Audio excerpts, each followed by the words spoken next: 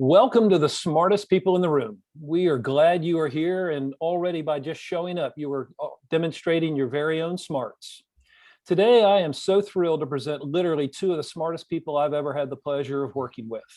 Both are quite comfortable being the smartest people in any room they enter. Both are also Who Knew alums, as we paired them together a few years ago to celebrate the 40th anniversary of The Last Waltz and help Jonathan promote his seminal book about the increasing power of social media platforms and their impact on society. More on that in a moment. Before we get started, let me take care of some business. First, to the audience, please feel free to introduce yourselves in the chat window. The reason we do these webinars is twofold. First, we want to showcase really smart people and the amazing work they do day to day in the industry. But the second reason is a bit more nuanced. Many of you know that I am a music industry headhunter.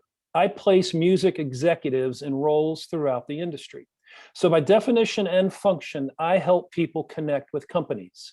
In this series, my goal is to help you make more connections, and I specifically invite you to take full advantage of that opportunity. I would invite you to engage with the speakers in the chat of the Zoom, engage with the attendees, introduce yourselves, say hello to your friends, and make some new ones. And ask questions of our speakers. We will try to address as many of those as possible during the interview. Also, please make sure your chat is set to address speakers and attendees. I want to thank our program sponsors for without their support, we couldn't keep this stuff free. I want to thank First Horizon Bank, Bufkin Baker, Four Roses Bourbon, the Fairlane Hotel, the Tennessee Entertainment Commission, Lightning 100, Tennessee Brew Works, Moo TV, Jive Printing, Project Music, and Cushmaster's brand of CBD products. So let's get down to business. In today's host seat, we welcome my good friend from Nashville, Craig Havighurst. Craig is music news director for WMOT/Roots Radio 89.5 FM, where he hosts the weekly interview and news feature show called The String, covering culture, media, and the American music scene. A Nashville-based author, journalist, broadcaster, and media producer, Craig's been studying musical culture and music business since the late 1990s. With academic background in literature, journalism, and public policy, Craig has written for NPR, WPLN-FM, The Wall Street Journal, Acoustic Guitar, No Depression, and other magazines. He was staff writer at the Daily Tennessean from 2001 to 2004. Craig is also senior producer and co-host of Music City Roots, a nationally syndicated weekly live radio show that spotlights Nashville's roots and Americana music scene, planned for a return to live programming later in 2021. Craig's book, Air Castle of the South, WSM and the Making of Music City, tells the story of how Nashville was transformed by one of the nation's greatest radio stations. His online journal, String Theories, is an ongoing effort to reinvent music appreciation for the 21st century by celebrating sound and musical concepts. Welcome, Craig. We're delighted you're here. Hey, Tom. Hey, John. And joining Craig as today's special guest is Jonathan Taplin. Jonathan is an author and director emeritus of the USC Annenberg Innovation Lab. John's book, Move Fast and Break Things: How Facebook, Google, and Amazon Have Cornered Culture and Undermined Democracy, was nominated by the Financial Times as one of the best business books in 2017. He's produced music and film for Bob Dylan and the Band, George Harrison, Martin Scorsese, William Wenders, and Gus Van Sant, and many others. He was the founder of Entertainer, the first streaming video on-demand platform in 1996. Jonathan graduated from Princeton University. He was a professor at USC Annenberg School for Communications and Journalism from 2003 to 2016. He's a member of the Academy of Motion Picture Arts and Sciences, and he currently sits on the boards of the Authors Guild, the Americana Music Association, and Los Angeles Mayor Eric Garcetti's Council on Technology and Innovation. His commentary has appeared in the New York Times, the Washington Post, Times Magazine, the Huffington Post, the Guardian, Medium, and Washington Monthly, and the Wall Street Journal, among many others. Please welcome these amazing guests to the smartest people in the room. Take it away, Craig. All right. Hey, everybody out there. Great to be here. Great to be with you, John. And I'm looking forward to a chat.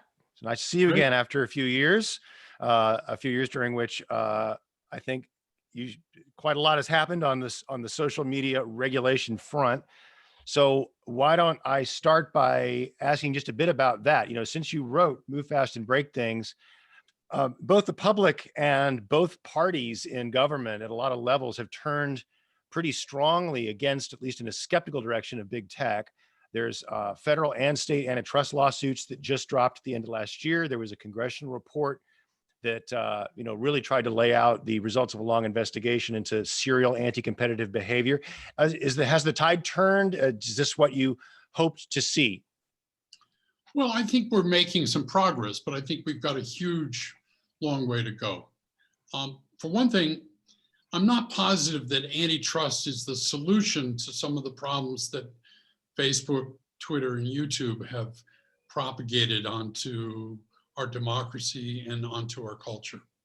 If you think about it, if Facebook was broken up and Instagram, they had to sell Instagram and had to sell WhatsApp, it wouldn't really change the fact that Facebook is the central node of disinformation, not just in the election, but in things like anti-vaccine movement.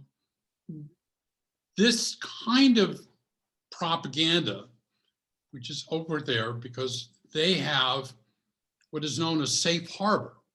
And a safe harbor means that you cannot sue Facebook, YouTube, or Twitter for anything that is on their platform. It doesn't matter whether it's defamatory or it's just out and out lies. You can't stop it. And you noticed a few weeks ago, the Smartmatic voting machine sued or threatened to sue Fox News and Newsmax and ONN.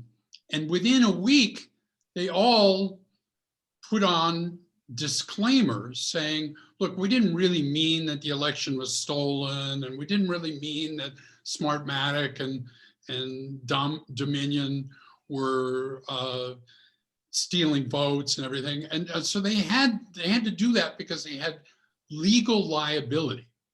But you've seen none of that from Facebook, YouTube, or Twitter. I went on, just because I knew we were doing this, I went on YouTube this morning, and there must be 25 videos from Robert Kennedy Jr., all saying the COVID vaccine is dangerous and you shouldn't take it.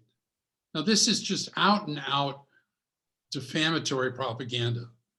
And it's all up there, and YouTube is monetizing it. There's ads on almost all of them. Mm-hmm. And yet nobody's doing anything about this because they have safe harbor. So my take is this: there's two things that needs to happen. One of which is we have to change this Section 230 of the Communications Decency Act to remove the liability shield that these three big social networks have, so that they have to be responsible for what goes on their platform. The other thing is, for most of the history of my generation, so from the beginning of television in the late 1940s up until 1983, broadcasters had what was called the Fairness Doctrine, which said that no broadcaster could put on just one side of one issue without giving someone a chance to respond from the other side. And it worked very well. And the Supreme Court affirmed that it was legal. There was no limitation on freedom of speech or anything of that. And then Ronald Reagan decided that he wanted to eliminate it. And the reason he wanted to eliminate it was he wanted to have a conservative broadcast network that would support the conservative point of view. And so he did that, and within a year, Rush Limbaugh got started. Within 2 years, Fox News got started. And that is the news bubble we live in. I mean, I thought it was very interesting 2 days ago, as the Senate impeachment hearing was going on, Senator James Lankford of Oklahoma was, according to most observers, visibly shaken to see all the video of the insurrection. So what does that tell me? It tells me that James Langford, a senator of the United States, lived in such a media bubble that he never had seen any of that footage before because it wasn't shown on Fox News. And so for him, think of what that is for the average person, and that's where we have a long way to go. Have you tried to imagine what a 21st century fairness doctrine could really look like? Because it would be almost absurd to try to have some government agency regulating how many conservative guests were pushed onto Rachel Maddow's show, or Tyler Cohen doing a very liberal YouTube channel that is his own voice, his choices. You can't coerce him or legally force him to balance his 12 minutes daily screeds. Can you think of what it might feel like to have more of a balance in a regulatory structure? So the fairness doctrine was never administered in like you had to have equal minutes. Mm-hmm. The point was, if you were going to have someone on Rachel Maddow's show that was taking down the Republican position, you had an obligation sometime during that show to provide a Republican spokesman to come on that show and give a contrary point of view. And that's all it was asking for. The FCC, which administered it for almost 40 years, never kept a log of how many minutes anybody went on. It's just the overall sense was, and by the way, this only applied to broadcast networks, to television. It can't apply to social networks. That's not the issue. This is going to apply to Fox News and MSNBC and CNN and CBS and NBC and ABC. And essentially what it says is you have to provide some rounded sense of honesty. If you have a broadcast license, which you get that license from the government, you have to do that. So for instance, iHeartMedia, which owns the Rush Limbaugh show, owns, I think, 1,500 radio stations in America. They get licenses for each one of those shows, each one of those stations from the government. Their obligation would be that when Rush Limbaugh went on and ranted on about something, he had to put on somebody that had the other point of view, at least for a few minutes per hour on his show.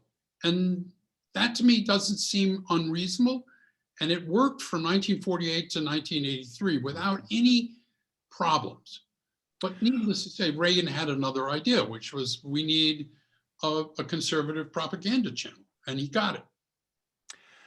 One of the real most devilish problems in all this is that the filter bubbles that is truly an astonishingly serious problem, have been generated by the social media companies, and Facebook clearly is where most of these rabbit holes and being invited into groups or had content suggested to you in your feed is algorithm driven. And obviously the world of algorithmic feeds was nowhere on the minds of the Reagan era regulators of broadcast media. But this stuff is on autopilot, and the algorithms, which were programmed to keep people engaged, discovered on their own, because they are artificial intelligence and learning machines, that how to stimulate people through fear, anger, alienation, and a bunch of stuff and the algorithms are the area where we saw the most, where radicalization takes place, where QAnon blossomed and became a truly metastatic problem in our culture. Is anybody that you're aware of talking about how to peer inside these algorithms or radically reform them? Because to me, that's where the rubber really meets the road. Okay, so first off, I'm going to push back that Facebook is the only problem. Okay. I think YouTube is YouTube, obviously. just as big a problem. And, Yeah. and I notice there are some musicians on here like Michelle Schacht and others, and they know that YouTube is the biggest problem for artists Yeah. from the Yeah. beginning. Point absolutely well taken. For sure. Every single piece of music in the world is up on YouTube, and you can file a takedown notice to YouTube and get your song taken down, and well, lo and behold, the next day it goes back up from some other user, and you can't tell YouTube, I don't want my song on there. So first off, let's just state that YouTube is just as big a problem as Facebook. I agree. It was just as big a source of QAnon conspiracy videos as Facebook was. So here's the deal. These companies learned very early on that, as you pointed out, attention was the monetary coin of the realm in social networks. So how long can I keep an average user per day on my social network? So the way I can do that, they found very early on, is never stick something on their feed that would disrupt things that this person is interested in. In other words, do not put contrary information on someone's feed. So if you know that someone is a virulent anti-vax fanatic, certainly don't put a video of Dr. Fauci on there saying vaccines are safe, because then they'll click away, and clicking away is the danger point for any social network. So essentially what they learned was you need to constantly feed something to people that you know they will like, which is what enforces that. And as you pointed out, it's all done algorithmically. Now look, you could mess with the algorithms if you wanted to. If you wanted to all of a sudden introduce some opposing point of view to any viewer of a Facebook stream, you could do that really easily. You could prime the algorithm to put stuff that was from a different point of view on. Facebook and YouTube and Twitter don't want to do that because they're afraid that their advertising revenues will fall. So the question then becomes, what is the responsibility of these companies towards a higher social good? You know, in other words, the original Federal Communications Act, passed in 1933, was that people held a broadcast license in the public good. In other words, the whole purpose of television, radio, communications, mass medium was to educate people, to basically create the public good. And clearly, none of these companies are exercising that responsibility. I think it was really fascinating to me that only after the election was over did Facebook and Twitter start exercising some kind of power over lies, misdirection, disinformation, and stuff like that. Mm-hmm. It wasn't before the election, it was when it was all over. There were some limits placed on micro-targeting of political ads from Google and Facebook, as I understand it, which struck me as important, that the perniciousness of being able to reach individuals on behalf of candidate A or candidate B where the rest of the world never saw the kinds of messaging that were going to some of the hardcore fans. And some of that could be extremely, extreme and pretty dangerous and pernicious and cross all kinds of lines. But yes, you're right. This has I think that the big tech companies have gotten in a pretty defensive place. They see Congress coming at them. They see the Federal Trade Commission, and they see citizens pretty outraged. There is a new wave of attempts to sort of educate the public, The Social Dilemma being one of the major ones, the Netflix documentary that tried to illustrate and amplify the effect of the algorithms and how it can tear up a family, and they dramatized it. And it was pretty good. It was, it took some core ideas that had been bubbling around in academic circles, media circles, theorists, and tried to translate that. How do you feel like the effort to educate the public and make them more savvy consumers of this stuff is going? I think it's going well. I mean, Mm. just a little note on your micro-targeting thing. I think was really important. Obviously, the secret to Trump's success in 2016 was micro-targeting.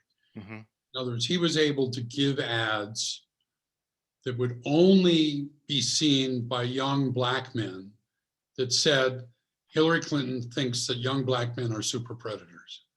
No white people ever saw those ads, Mm-hmm. but they actually were very successful in suppressing the vote, which is obviously the difference between 2016 and 2020 was the Black vote was suppressed in 2016 and the Black vote was not suppressed thanks to Stacey Abrams and others in 2020.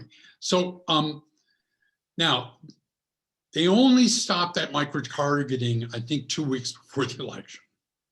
So again, look, these companies will do a lot of things to make people think that they're good citizens. If you look at Axios, there's ads every day from Facebook saying, we need to reform the internet. The internet was invented when hashtag was the only thing on a telephone, but it's just PR bullshit, They have no interest in doing anything that will lower their profits. Now, that being said, I do think that the fact that the regulators are waking up and that the public is waking up is good. I still not positive that generation of 18-year-olds has any worries about privacy. Mm-hmm. It was very hard for me when I was teaching at USC to get my students to understand that they were essentially working for Mark Zuckerberg for free for 2 hours a day in order to give him extraordinary amount of data that he then sold to advertisers. And that Mark Zuckerberg and Page and Brin and the people who run Google and everybody else had more data on the average citizen than certainly the government did. As when it was discovered that Google and Facebook were giving, after 9/11, were giving basically an open pipe to the National Security NSA. Sure, right. Their data, the NSA didn't have to go spy on you. They got it all from Google because Google already knew more about you than your parents did. Now, a lot of people, I come from a generation of the 60s that understood that the FBI spied on Martin Luther King, spied on John Lennon, was trying to do all sorts of nefarious things. So we're a little more paranoid about this. I think the younger generation doesn't seem to care much about whether their privacy is invaded. There's a great book out, Mm-hmm. Surveillance Capitalism, that kind of lays out just what the meaning of it all is. Yeah, it's a really powerful phrase that woman came up with, surveillance capitalism. It Yeah. really helps put it in a nutshell. And I think that one of the reasons people have their guard down is because what they see is, well, my platforms know that I was browsing loudspeakers over the weekend and I'm an audio nut, and I see lots of speakers when I go visit Slate magazine. Well, what's the harm in that? That's fine. Doesn't mean I don't see ads for bras. That makes sense. Okay, no problem. Except what we learn is that the number of data points and the geolocation, all kind of layered and layered and layered, allows a supercomputer, to figure out if you are in fact a sociopath. And feed you material that would trigger certain things about you in service of somebody else. Or that you are, I remember hearing an interview with Zeynep Tufekci, I just think is a wonderful writer and theorist on this stuff, who talked about discovering that while she was researching one kind of extremism on YouTube, she wasn't surprised to see other versions of that extremism, and I think it was anti-vaxxer stuff, popping up in her feed. The thing that scared her was that it began to treat her as somebody that believed in conspiracy theories generally. Right. And it began to serve her other rabbit holes. And she was a knowledgeable media scholar, but she began to see the world like citizens who were unaware did. And it was truly a chilling moment for me, just sort of hearing that. And I think most people still think it's sort of targeted advertising, and that's where it ends. Well, let me just push back on that a little bit. What if you start searching for heart arrhythmia on Google? Yeah. And that data gets provided to your health insurance provider. And then next time you go to get your health insurance, gee, my rates have gone up, or maybe they're denying me health insurance or stuff like that, just because you were worried about something. This kind of data is pretty scary. Yeah. I mean, I agree. No, we're on the same page here. Auto insurance rates are not really set by how well you drive. It's set by where you drive. So when I was commuting downtown to USC every day, USC, if those of you who don't live in LA know, is in what is considered a bad neighborhood. It's in the south side of LA, and the surrounding part is very poor. So a lot of cars get stolen down in that neighborhood. So my rates went up. Well, how do they know I was doing that? Well, because of geolocation on my cell phone. And Google was providing that kind of data to auto insurers. Now they've been sued to stop doing that, but still, auto insurers will give you a premium if you let them put a little device in your car, which is a geolocation data. So now they can get it legally from you. So I think there are other issues to privacy that on a much longer chat would go into, but I mean, it is something we need to worry. It's pernicious. I'm completely agree. That's one of the reasons we're talking, is that I've seen so much evidence that the trends you were describing 4 years ago have just accelerated, and they are a runaway train. I'd love to quickly visit your first suggestion about reforming Section 230, because it's been in the news a lot, and many people will jump to having heard that coming from conservative politicians who say they're being muzzled, and that the sections and eliminating Section 230 is the key to everything that they need. I imagine you're not in the same, coming from the same place, but what does smart reform of 230 look like, just briefly? Basically, it means that Facebook, YouTube, Twitter are liable for publishing lies, defamation, misinformation. Now, you say, okay, how do we decide all of that? Well, the simple situation is this. If the New York Times, basically Facebook, YouTube, and Twitter are trying to say they're not publishers. In other words, that they do not change anything that comes over their platform. That's a total lie. As you well know, Google spends millions of dollars a year to build artificial intelligence. So when people try and upload pornography onto YouTube, it gets blocked. It isn't like there's a human that looks at every single piece of content that's being uploaded to YouTube. It couldn't happen because there's 400 minutes of content a minute being uploaded to YouTube around the world. So the AI sees everything that gets uploaded to YouTube, and when it sees a bare breast or something like that, it shunts it into a separate queue, and then a human looks at it. And if for some reason it happened to be a ethnographic film from New Zealand, from the National Geographic, they probably will let it on YouTube. But if it's porn, they throw it in the trash. So they're already making those decisions. They've also made decisions about violent terrorism videos. You know, it used to be that YouTube was filled with jihadist video from ISIS and Al-Qaeda. And eventually they started taking that off too. So YouTube makes lots of decisions. So does Facebook. And in fact, they make decisions every second because they're feeding you something that's very different from what they're feeding me. So their contention that they're not publishers is nonsense.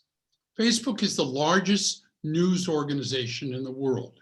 In other words, in terms of audience size, 2+ billion people, it reaches more people than any other news organization in the world. And it can pretend it's not a publisher, but it is. So all this is doing is saying, you are a publisher. You have to take responsibility. And that means that you're going to have to use the same kind of care in terms of analyzing stuff that gets tagged, not to put a little tag, this thing is disputed, which is what they did after the election. Yeah. It's not disputed, it was a lie. You take it down. When they lied about Dominion voting systems, Dominion couldn't do anything about it. When Fox News lied about Dominion voting systems, Dominion sued Fox News and Fox stopped doing that. So that's how I see it working. And I see it on a fairly narrow kind of thing. Things that are demonstrably false cannot be propagated on the platforms. You had a streaming video company of your own in the 90s, as I recall. You wrote about it. Right. I imagine was the model somewhat user-generated content. You were the technological platform through which it would be stored and shared and served?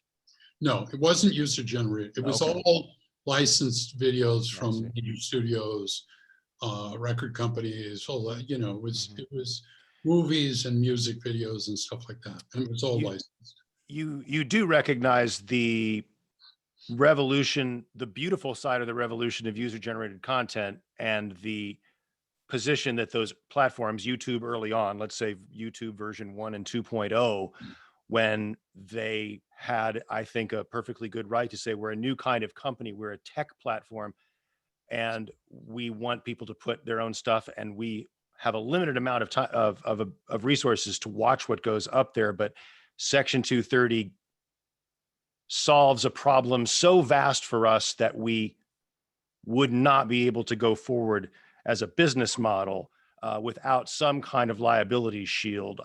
But obviously the scale and scope has changed. Go ahead. Let me push back on that. There's letters quoted in Move Fast and Break Things in which the two founders of YouTube are writing to each other, and they're both acknowledging that obvious stuff that everybody's going to want to watch is professionally produced content, i.e. music videos and other copyrighted material, TV shows, movies, clips like that. That's what people are going to want. So for them, the liability shield was, how do we get to be able to put this stuff up and not get sued every day by Warner Brothers or Universal Music or something like that? Oh, well, we've got this shield. And that's why this Section 230 was so critical for them, and why they will fight like cats and dogs to preserve it. They would rather be broken up and have to sell Instagram than get rid of Section 230. So, I mean, look, I could make an argument, the million monkey theory, right? We've always been told that, you know, the million monkey theory was, if you gave 1 million monkeys typewriters, they would eventually write Hamlet, right? So YouTube is the million monkey theory. There's millions of hours uploaded every week to YouTube of homemade user-generated content. 95% of it does not pass the who cares test. You look at the power curves on viewing on YouTube. 1% of the content gets 94% of the views. Right, right, And right. most of that content is music videos, now licensed legally from Vivo by the major studios. So, I mean, this idea that you know, if we didn't have YouTube, what would we do is nonsense. All right. I Well, was, let's shift to music. Let's do turn a bit to music and where you feel like the trajectory is in the big picture. When you wrote the book, music was really bottoming out in terms of overall revenue, and we've seen 4 or 5 years of growth, and the industry feels a lot better about things. Major labels feel really good. They're making bank off streaming, but even indie labels are saying we now have a predictable revenue stream. It's Right. a flow of micro pennies, but it adds up. And the more catalog we put in the system. But do you have some global observations about whether this is a more healthy business now than 4 years ago? oh, it's definitely more healthy than 4 years ago. Is it more healthy than in the year 2000? No. I mean, in terms of what an artist is getting paid for their work is not as good. Yeah.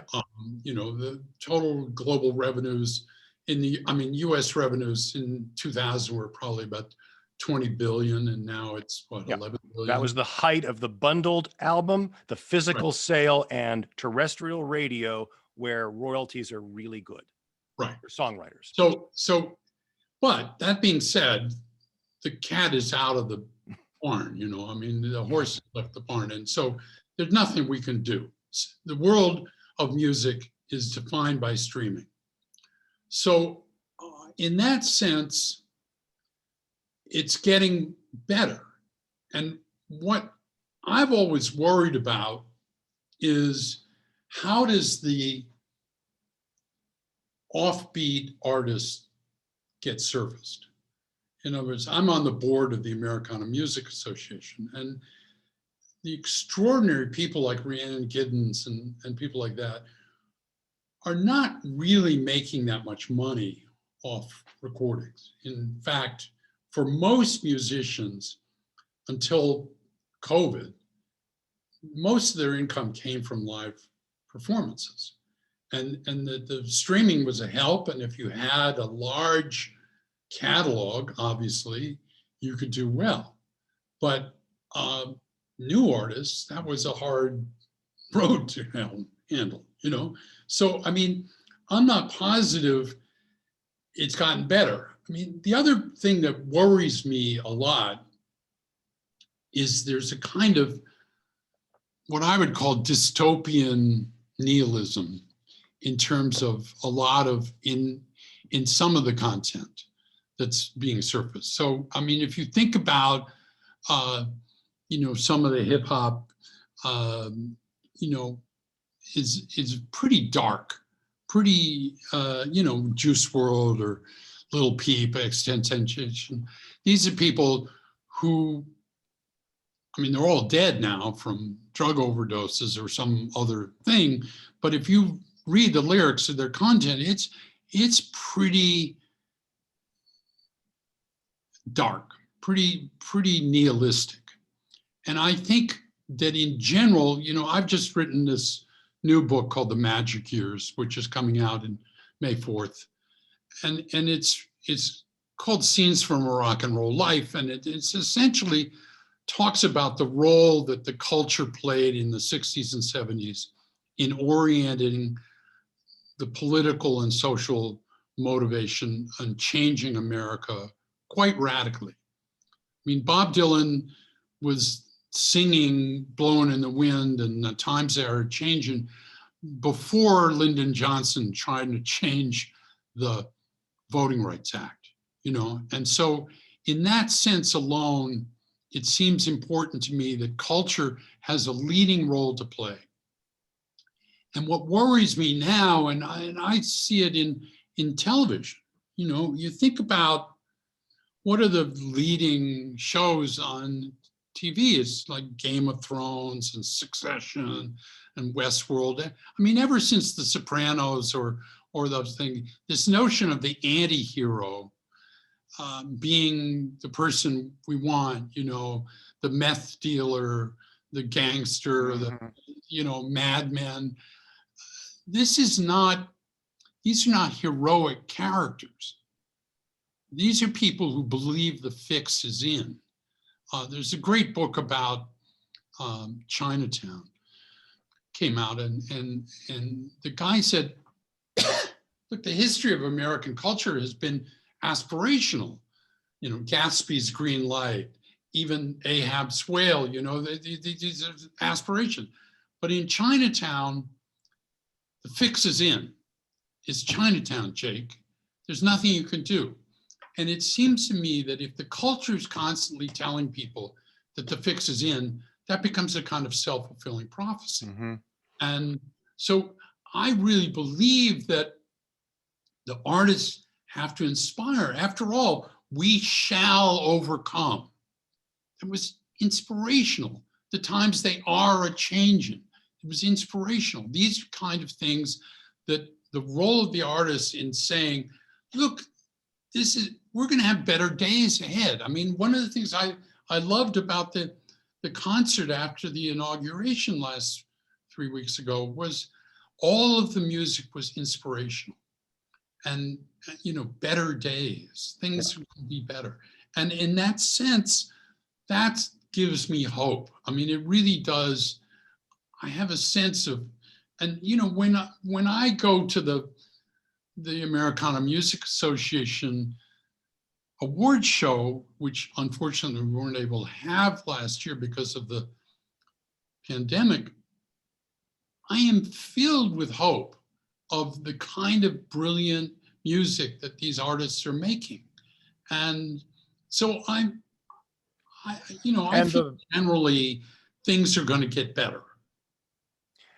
The Black Lives Matter summer of 2020 certainly had a remarkable, diverse, and inspirational soundtrack. If you visited the streamers and looked for the playlists and visited, Right. there was a culture of music that went along with it, and it was quite extraordinary, contemporary music and older music. So I do think if you look for it, but you're addressing a wider societal problem, which feeds into the algorithmic sort of death spirals with the distrust of institutions, which used to sort of be baked into America. We're skeptical, and we should be, but it kind of became so radicalized and so thoroughgoing and so complete that it led to a lot of people to just a total mental collapse, and they replace it with some very freaky things.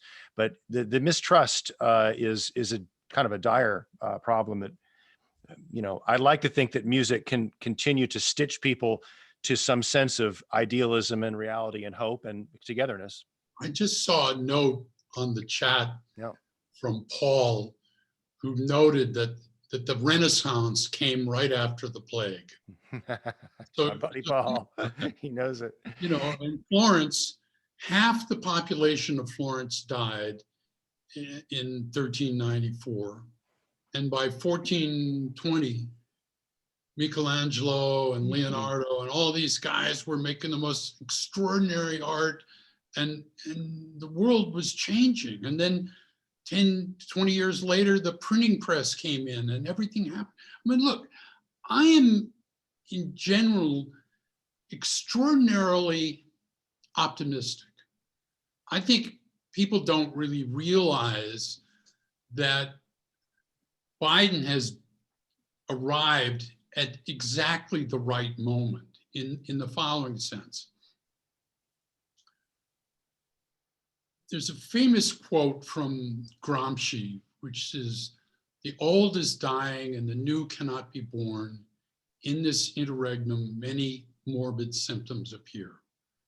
To me, the 4 years of Trump was an interregnum. And the old that was dying and still dying, and it's not dead yet, is a notion of white supremacy that if you go to the museum in Nashville, or if you think about the Highlander School, folk school, or all the things that spent a lot of their power trying to make change.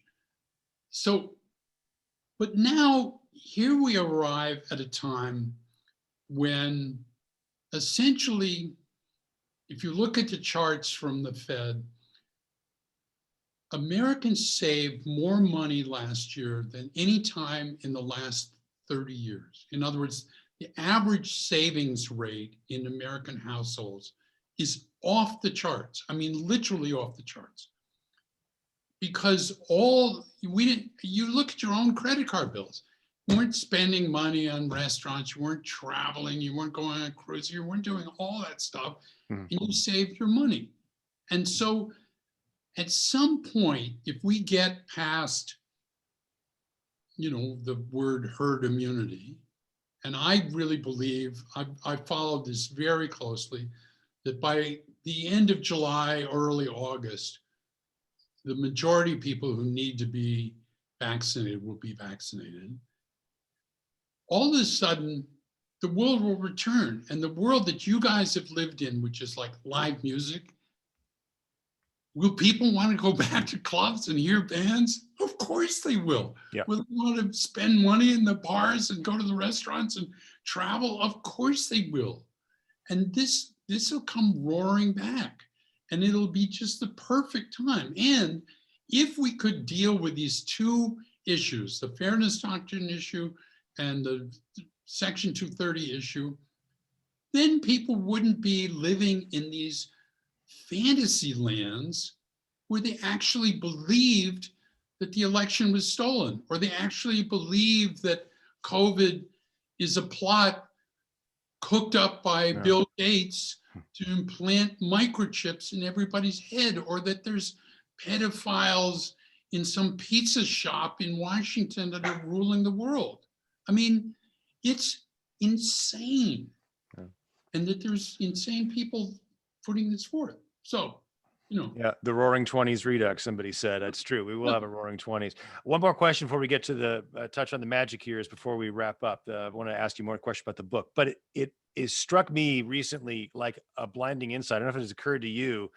I get frustrated by the way that the streaming algorithms, and you were talking about niche artists, art first artists, some of our best singer-songwriters in jazz and classical, my hobby horses, they are methodically marginalized first by mainstream media all these years, but in the algorithms themselves. And it struck me one day that the algorithms for what you get fed in YouTube, Google World, and Facebook tend to want to give you edgier things that push you out of your comfort zone and nudge you down paths you never would have thought. Meanwhile, in the music streaming algorithms seem designed exactly the opposite, to keep people in their stupid box of what they've always listened to, instead of giving them something fresh, new, and some fresh information.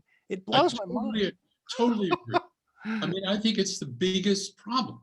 In the 60s and 70s, we used to talk about the 80-20 rule. So a record company would make 80% of its revenue off 20% of its product. A movie company would have 1 in 5 movies was a hit, right? If you look at the music business today, it's the 91 rule. 90% of the revenues come from 1% of the product.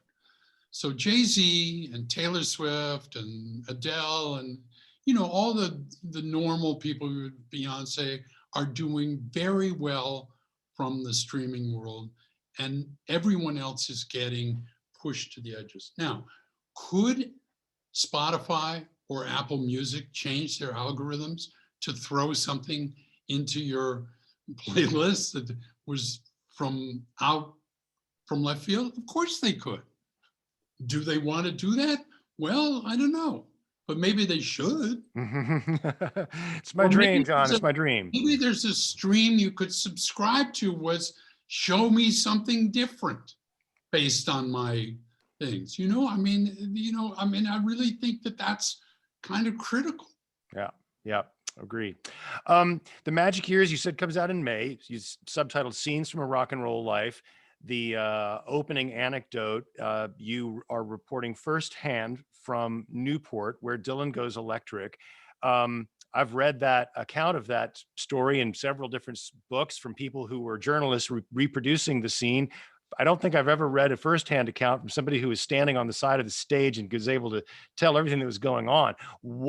How did you find yourself there, and what does that say about the trajectory of the story we'd read in the book? Right. So I was 18 years old. I had graduated high school and was going to Princeton. And my older brother knew a guy named Paul Clayton, who was an ethnomusicologist, which is a person who studies folk music, so to speak. And I wanted to go to the Newport Folk Festival. Of course, I had no idea that Bob Dylan was going to revolutionize the world at that time, but I was a huge Dylan fan. And Like a Rolling Stone was playing on the radio all that summer. And so Paul Clayton got me a backstage pass, and I was introduced to a guy named Jeff Moldar, who was a great blues singer, was in a band called the Question Jug Band. Yeah. He and his wife, Maria, were extraordinary players, and the Question Jug Band needed a road manager for the weekend. So I said, I'm in, and they introduced me to their manager, who was Albert Grossman. And Albert Grossman was the manager of Bob Dylan, Peter, Paul and Mary, Janis Joplin, Odetta, the Butterfield Blues Band. I mean, just pretty much everybody. And so I just found myself in the right place at the right time. I found myself there, and Bob decided on a whim, literally a whim, to play electric on Sunday night. And he didn't really rehearse with the band. He took the Butterfield Blues Band rhythm section and Mike Bloomfield, who was the guitar player in the Butterfield, and he kind of threw it together, and it was a little all over the place. It was not very well rehearsed, I'll admit that. Mm-hmm. But the reaction of the fans, which were folk music fans, was horrible. They hated it. They wanted him to sing Blowing in the Wind or Tambourine Man. And so they started booing. And after 3 songs, he just walked off the stage. And like the audience was completely shocked. Oh, what have we done? We've driven away our great hero. And then, he was down, and they were clapping for him to come back. And Peter Yarrow was trying to get him back up on the stage. And eventually Johnny Cash came out of the musician's tent and just handed him an acoustic guitar and said, "Play them a song, son."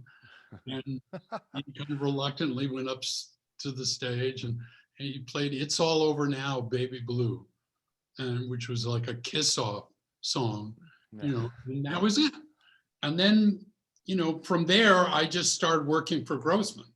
I did work for the Jug Band for a year, and then eventually Bob decided he wanted to go electric, and the band, people had been called Levon and the Hawks, became his backup band. And then from there it just went, and eventually I wound up being the tour manager for Bob and the band.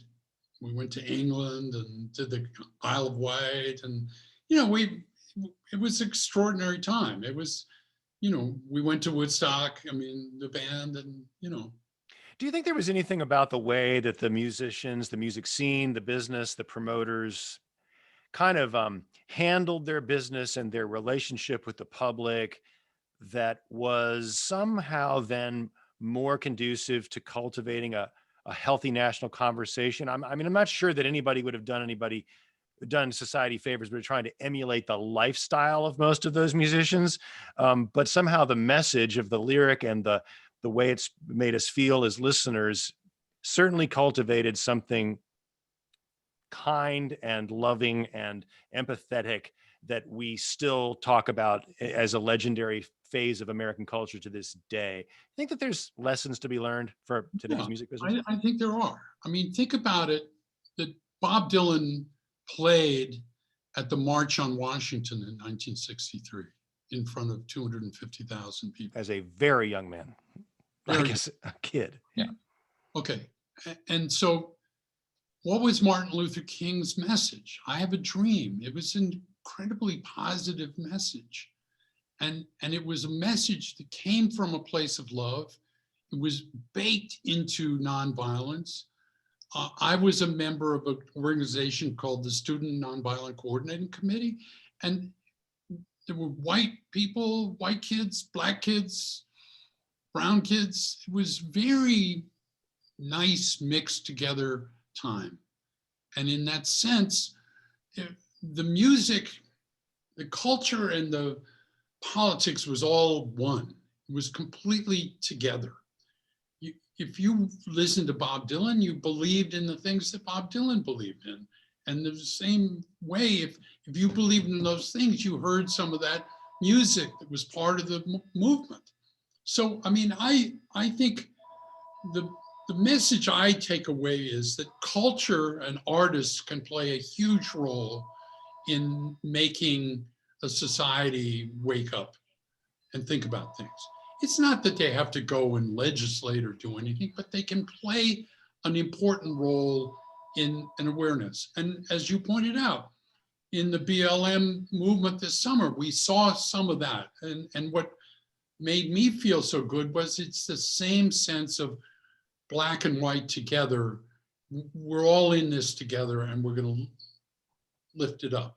So the book tells these tales. It tells, you know, I went on to do the concert for Bangladesh with George Harrison and had many scary times trying to get a smacked out Eric Clapton on stage. I went on to work with the Rolling Stones. I went on to then make movies with Marty Scorsese, not really knowing what I was doing, but, you know, thinking that I could make movies. And we made Mean Streets and The Last Waltz. And so it does seem to me that, you know, there's a chance for a cultural renaissance. I mean, that's what I'm hoping for.